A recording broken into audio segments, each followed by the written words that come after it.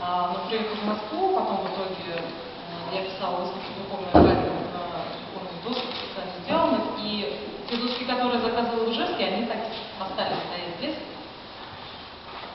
В тот момент, когда Афим мне предложил писать портреты генералов, мы думали, на каком материале это все невероятно короткие сроки, и, в общем-то, я вспомнила в тот момент, что те доски, которые я заказывала, они до сих пор стоят в гараже, и они именно того размера, который нужны сюда.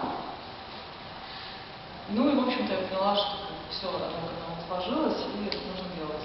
Это мне интересно, меня захватило, при том, что в своем творчестве я пишу, занимаюсь мужской темой, пишу портреты мужские, обнаженку.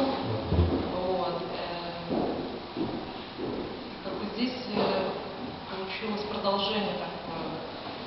После духовной брани я писала иконы, а здесь так получилось, что, в общем, возникла идея написать посуду.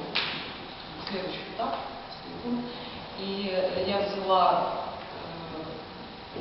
те же цвета, которые использовала в духовной брани, черное и золото, потом уже добавила, оживила другим цветом. Вот.